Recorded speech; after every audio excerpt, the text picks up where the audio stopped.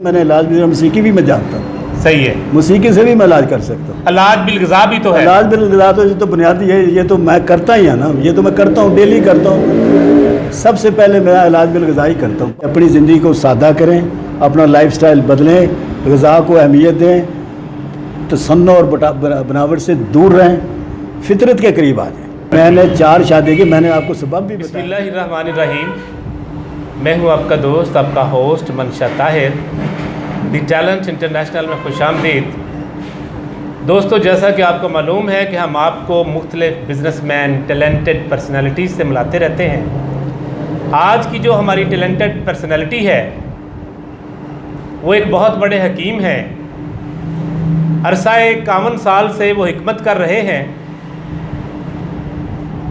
آج ہم ان کے پاس بیٹھے ہوئے ہیں. ہم ان سے پوچھیں گے کہ 51 سال کا جو نچوڑ ہے حکمت کا, انہوں نے ان میں کیا کچھ سیکھا اور کیسے کیسے لوگوں کو سرو کیا, اور یہ 51 سال کا عرصہ جو ہے اس کے اندر کون کون سی انہوں نے دیسی ادویات کو متعارف کروایا, اور اس کے ساتھ ساتھ ان کا تعلق لٹریچر کے ساتھ بھی رہا.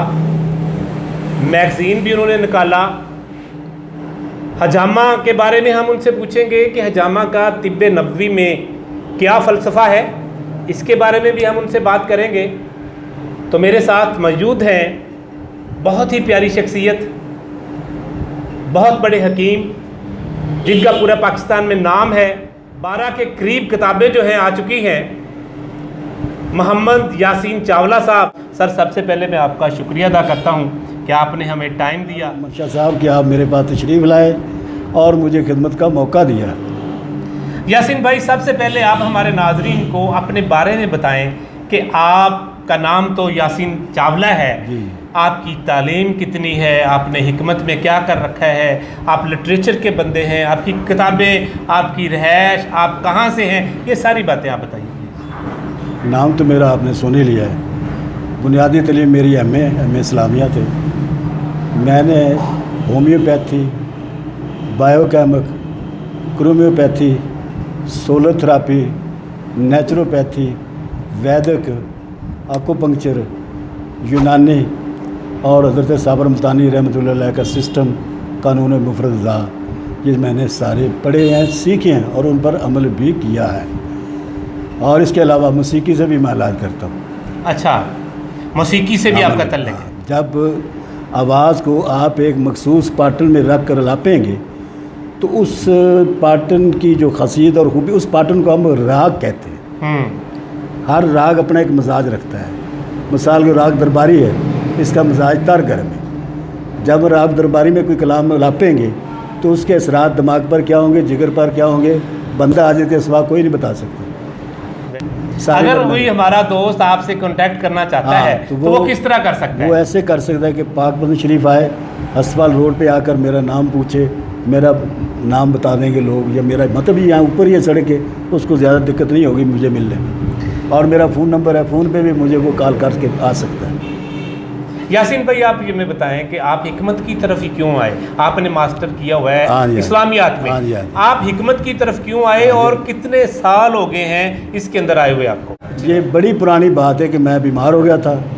جب میں بیمار ہوا تو علاج کروانے کے بعد جب میں ٹھیک ہوا تو میرے ذہن میں یہ آیا کیوں نہ یار یہ علم سیکھ لیا جائے. تو بیمار تو آدمی اکثر زندگی میں ہوتا ہی رہتا ہے, تو اپنا علاج خود بھی کر سکتا ہے. اس بنا پھر میں نے اس طرف رجوع کیا کہ میں نے طب سیکھنی ہے. پھر میں نے آپ کی دعاؤں سے طب کے جتنے بھی شعبے ان سب سے میں نے تعلق قائم کیا اور سب کو سیکھا, پرکھا, دیکھا. ایون میں نے آپ کو بتایا کہ میں نے علاج بھی موسیقی بھی میں جانتا ہوں. صحیح ہے. موسیقی سے بھی میں علاج کر سکتا ہوں. علاج بالغذا بھی تو ہے. علاج بالغذا تو یہ تو بنیادی ہے, یہ تو میں کرتا ہی ہے نا, یہ تو میں کرتا ہوں, ڈیلی کرتا ہوں. سب سے پہلے میں علاج بالغذا ہی کرتا ہوں, بعد میں دوائی دیتا ہوں. 10-15 دن جو ہے نا علاج بالغذا ہی ہوتا ہے. اس کے بعد اگر کوئی ضرورت پڑی تو دوائی دے دی, ورنہ چھوڑ دیا. کون کون سی بیماریوں کا جو زیادہ علاج اور مریض آپ کے پاس کون کون کی بیماریوں کے آتے ہیں؟ ویسے تو ہمہ قسم کی اتنا عرصہ ہو گیا, ہر قسم کے مطلب آتی ہیں. مریض بھی آتے ہیں, عورتیں بھی آتی ہیں, تو تقریباً سبھی قسم کے آتے ہیں. گیس, تبخیر معدہ کوئی مرض نہیں, قبض کوئی مرض, بلکہ میری کتاب ہے قبض کوئی مرض نہیں. 2000 روپये سے میں نے نام رکھا ہے. کوئی حکیم ڈاکٹر میری تحقیق کو غلط ثابت کر دے 2000 روپیہ دوں گا اس کو. میں کہتا ہوں سرے سے مرض ہے نہیں. لوگ کہتے ہیں کہ قبض عمر امراض ہے, یہ تمام امراض کی ماں ہے, یہ فلاں. میں نے ثابت کیا یہ مرض ہے نہیں تو ماں کہاں ہو. آج کل حجامہ کا بڑا کریز ہے. جی جی, آپ جہاں بھی جاتے ہیں بڑے بڑے بورڈ لگے ہوتے ہیں, دنیا کے اندر بھی لوگوں نے حجامہ سینٹر بنا رکھے ہیں. حجامہ کے بارے میں ہمیں بتائیں کہ طب نبوی میں اس کا فلسفہ کیا ہے؟ میں آپ کو بتاتا ہوں. سب سے پہلے میں آپ کو یہ بتا دوں کہ میرے بچپن کی بات ہے, یہ حجامہ اتنا عام تھا کہ لوگوں میں گھروں میں خود لوگ کرتے تھے. گلاس لگا لیتے تھے, گڑوی وغیرہ لگاتے, یہ حجامہ ہی ہے. جونکیں لگتی تھی, یہ بچپن کی باتیں بتا رہا ہوں. یہ حجامہ تو اتنا عام تھا گھروں میں لوگ خود لگا لیتے تھے. فی الحال یار میں لگا دیتا ہوں. آپ چونکہ انہوں نے ذرا اس کو مشکل کر دیا, لوگوں کو ڈراتے ہیں یہ ہوگا وہ, حالانکہ کچھ بھی نہیں, سنت نبوی ہے. اب نماز یعنی حجامہ جو ہے سنت نبوی ہے. ہاں سنت نبوی. اللہ والو, اس کے فوائد کیا ہیں؟ اس کے فوائد بڑے ہیں جناب. یہ جسم کے تمام امراض کا وحید علاج ہے. بلکہ ایک آپ میں یہ میری شاہ صاحب میری گل غور نہ سنا دے, اور میں ایک تحقیقی گل کر لگا جی. اس وقت جتنے بھی مردجہ علاج ہیں یہ حجامے کی ایک صورت ہے. یعنی جتنے بھی مرجع علاج ہیں حجامے کی صورت ہے. صورت ہے. سن لو اس کی وجہ جی کیا جی ہے؟ کہ جو مرض کا سبب ہے نا حجامے میں یہ ہے کہ خون کے اندر زہریلے مواد پیدا ہو جاتے ہیں, اور وہ جب خون زہریلے مادے لے کر جلد کے قریب آتا ہے وہاں سے نکالتے ہیں. اب یہی زہریلے مادے کا نظریہ تمام سسٹم میں ہے. ہومیوپیتھک میں کہتے ہیں کہ سائیکل سفلس سورا یہ 3 پوائزن ہے, جب ان کا بیلنس نہیں رہتا آدمی بیمار ہو جاتا ہے. اسی طرح ایلوپیتھک میں کوئی وائرس مین زہر, جی جی جی بات یعنی وہ بھی زہر کا علاج کر رہے ہیں. تو گویا یہ تمام جتنے بھی علاج ہیں یہ حجامے کی ایک شکل ہیں. یہ نئی بات آپ کو دے رہا ہوں, کوئی نہیں بتائے گا پاکستان پورے پاکستان میں کہہ رہا ہوں کہ یہ سارے علاج حجامے کی ایک صورت ہے. جی جی کیونکہ نظریہ مرض یہ ہے کہ جسم سے زہر نکالو, تو حجامے میں بھی زہر نکالا جاتا ہے. ایک کامن سالہ زندگی کے نچوڑ کے اندر آپ نے 12 کتابیں طب پر لکھی. ہاں جی. آپ کو کتابیں لکھنے کا شوق کیسے پیدا ہوا؟ وہ میرے ذہن میں اس طرح آیا کہ یار جو مطلب اللہ تعالیٰ مجھے دے رہا ہے تو میرا فرض بنتا ہے کہ میں عوام کو لٹا دوں. میں ساتھ لے جا کر کیا کروں گا. ایک میری کتاب بیکار ہے نہ چھوڑیے, کاروبار شروع کیجیے. اس میں آپ مختلف قسم کے فارمول شیمپو بنا لیں. ایک میری کتاب شیمپو بھی ہے مزے کی بات. پوری کتاب پورے پاکستان پہ اسی موضوع پہ میری کتاب ہے, شیمپو بنانا سیکھیں. شیمپو بنانا سیکھیں, یعنی وہ بزنس انٹرپرینیورشپ پہ ہے. ہاں جی. کہ اگر کوئی شیمپو بنانا سیکھنا چاہتا ہے تو بک پڑھ لے, بک پڑھ لے اور کاروبار کر لے. جی. ایک میری کتاب ہے بیکار رہنا چھوڑیے. اس میں مختلف قسم کے میں نے جو ہے نا مطلب کاسمیٹک کے فارمولے دیے, آپ بنا کر بزنس کر سکتے ہیں, کاروبار کر سکتے ہیں. وہ پھر میرے ذہن میں آیا کہ میں نے کیا کرنا, میں نے ان کو عوام تک, یعنی جو آپ کے پاس چیزیں تھیں, جو فارمولے تھے, آپ نے لوگوں کو دینا شروع کر دیا. حالانکہ میں نے وہ خود کاروبار. اب تک کتنی کتابیں آ چکی ہیں؟ میری کوئی تقریباً 10-11 ہیں, تو کوئی 5-6 زیر تکمیل. ان کے چند کے نام بتائیں گے؟ قبض کوئی مرض نہیں, تبخیر معدہ کا اصولی علاج, بلڈ پریشر اس کا علاج, رہبر علاج بالغذا, مجربات حکیم انقلاب, مجربات حکیم امام دین پاک بطنی, مجربات مصلحات. سب سے پہلے تو تمام بیماریوں کا جو میرے مطلب ذہن کے مطابق سبب ہے وہ دین سے دوری ہے. دین سے دوری ہے. آپ 5 وقت نماز پڑھیں تو میرا ایمان ہے انشاءاللہ تعالیٰ آپ کو کوئی مرض نہیں لگے گی, مرض نہیں ہوگی. اگر کوئی ہوگی تو وہ آپ کی آزمائش ہوگی یا امتحان ہوگا یا کوئی سزا ہوگی, مرض نہیں ہوگی. بات آئی جائے, مرض نہیں ہوگی, کوئی مرض نہیں ہوگی, سوال ہی نہیں پیدا ہوتا. دیکھو شاہ صاحب, جب سرکار مدینہ منورہ تشریف لائے تو مدینہ منورہ کا نام تھا یثرب. یثرب کے لغوی معنی بیماریوں کی علاج کا. جی جی. جب سرکار تشریف لایا تو ہمارے جیسے جو حکیم ہوتے تھے فصلی, بس سرکار جب تشریف لایا تو وہ تو خالی ہو گئے. عرض کی یا رسول اللہ, ہم تو اپنا ان پانی اکٹھا کرنے کے لیے ہیں. سرکار نے فرمایا کہ وہ انسان جو اللہ اور اللہ کے رسول کے فرمان کے مطابق زندگی گزارتا ہے وہ بیمار کیسے ہو سکتا ہے؟ ہم تندرست کیسے رہ سکتے ہیں؟ تندرست اس طرح رہ سکتے ہیں کہ اپنی زندگی کو سادہ کریں, اپنا لائف سٹائل بدلیں, غذا کو اہمیت دیں, تصنع اور بناوٹ سے دور رہیں, فطرت کے قریب آ جائیں. فطرت کے قریب فطرت کے قریب آ جائیں, بچنے. حکیم صاحب, 51 سالہ زندگی آپ کی حکمت میں گزر رہی ہے. ہاں جی. اکثر حکیموں کا سنتے ہیں کہ انہوں نے بڑی بڑی شادیاں کی ہوتی تھیں. ہاں جی. آپ نے کتنی شادیاں کر؟ میں نے 4 شادی کی. میں نے آپ کو سبب بھی بتایا کہ میرے بچے نہیں تھے.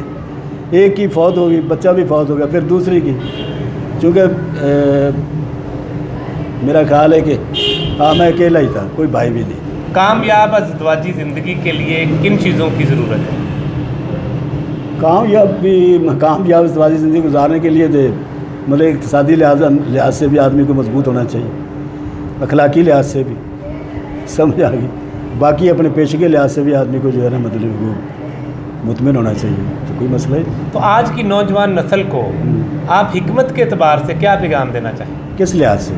دیکھیں وہ جسمانی بیماری کے لحاظ سے، میں کہتا ہوں جسمانی کے ساتھ میں کہتا ہوں دیکھیں کہ جس طرح آج کا ہر شخص یہ چاہتا ہے کہ وہ تندرست رہے، ہاں جی، ٹھیک ہے، تندرستی ہزار نعمت ہے، جی جی، تندرست رکھنے کے لیے اور اپنے آپ کو فٹ رکھنے کے لیے جی جی آپ نوجوانوں کو کیا پیغام دیں؟ میں کہتا ہوں سب سے پہلے بنیادی چیز غذا ہے، جو ماں کے پیٹ سے شروع ہو کر مرتے دم تک ساتھ چلتی ہے۔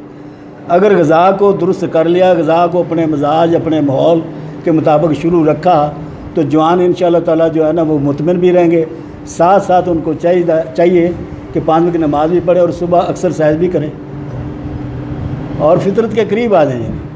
جتنا فطرت کے قریب آ جائیں گے نوجوان مطمئن ہوگا۔ دوسری بات ہے کہ مطلب جتنا آپ خرافات سے اپنے آپ کو بچائیں گے اتنا آپ درست رہیں، اتنا آپ ٹھیک رہیں گے۔